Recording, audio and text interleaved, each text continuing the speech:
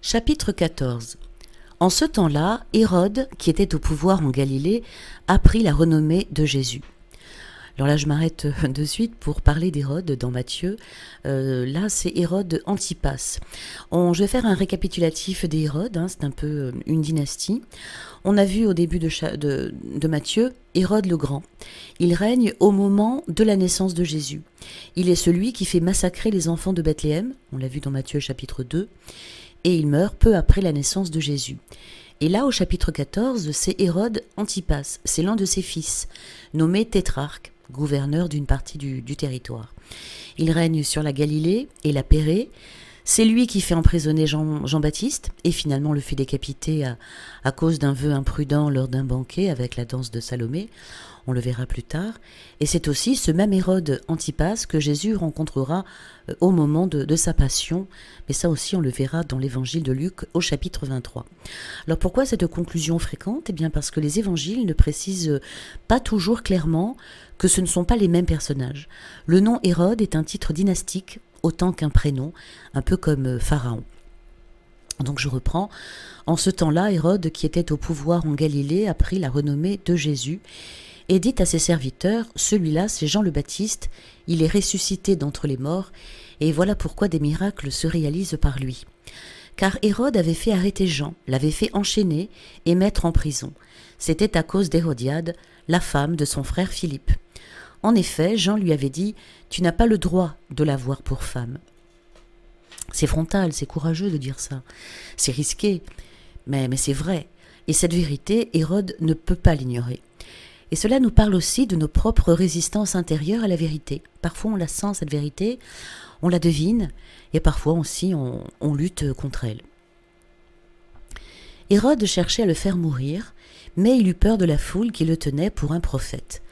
Lorsqu'arriva l'anniversaire d'Hérode, la fille d'Hérodiade dansa au milieu des convives, et elle plut à Hérode. Alors il s'engagea par serment à lui donner ce qu'elle demanderait. Poussée par sa mère, elle dit « Donne-moi ici, sur un plat, la tête de Jean le Baptiste. » Le roi fut contrarié, mais à cause de son serment et des convives, il commanda de la lui donner. Il envoya décapiter Jean dans la prison. La tête de celui-ci fut apportée sur un plat et donnée à la jeune fille qui l'apporta à sa mère. Donc on voit que Jean a une fin tragique, donc il avait dénoncé publiquement la conduite du roi Hérode, qui vivait avec la femme de son frère. Hérode, embarrassé mais fasciné par Jean, le fait emprisonner. Alors je dis fasciné par Jean, mais c'est vrai que dans l'évangile de Matthieu, on ne voit pas ça. Matthieu raconte succinctement l'épisode, on le verra dans d'autres évangiles. La relation entre Hérode et Jean-Baptiste est à la fois complexe, on le verra aussi, troublante et profondément humaine, je dirais. Hérode est un personnage partagé entre la fascination spirituelle et la peur politique, entre le respect et la lâcheté. Mais encore une fois, dans Matthieu, on ne voit pas encore ce personnage comme ceci. On le verra plus précisément dans l'évangile de Marc. Donc Jean est le dernier des prophètes, c'est le pont entre l'Ancien et le Nouveau Testament. Il est comme le doigt tendu vers le Messie. Il incarne l'humilité, la vérité sans compromis et la disponibilité totale à la mission de Dieu. Les disciples de Jean arrivèrent pour prendre son corps, qu'ils ensevelirent, puis ils allèrent l'annoncer à Jésus. Quand Jésus apprit cela, il se retira et partit en barque pour un endroit désert, à l'écart. Les foules l'apprirent, et quittant leur ville, elles suivirent à pied. En débarquant, il vit une grande foule de gens. Il fut saisi de compassion envers eux et guérit leurs malades. Le soir venu, les disciples s'approchèrent et lui dirent « L'endroit est désert et l'heure est déjà avancée.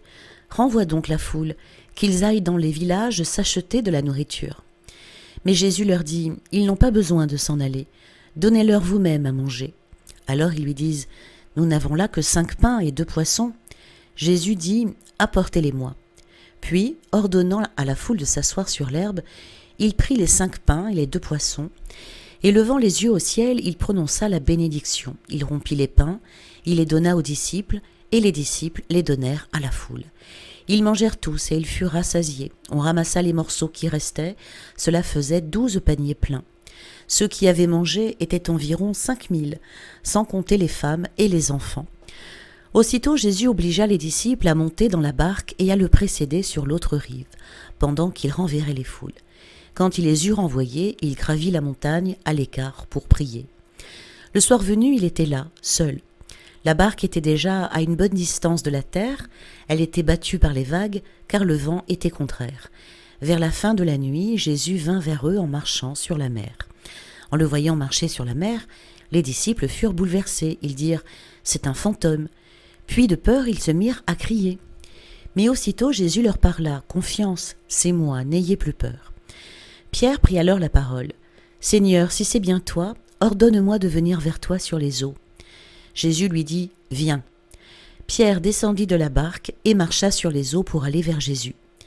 Mais, voyant la force du vent, il eut peur. Et comme il commençait à enfoncer, il cria « Seigneur, sauve-moi !» Aussitôt Jésus étendit la main, la saisit et lui dit « Homme de peu de foi, pourquoi as-tu douté ?» Et quand ils furent montés dans la barque, le vent tomba.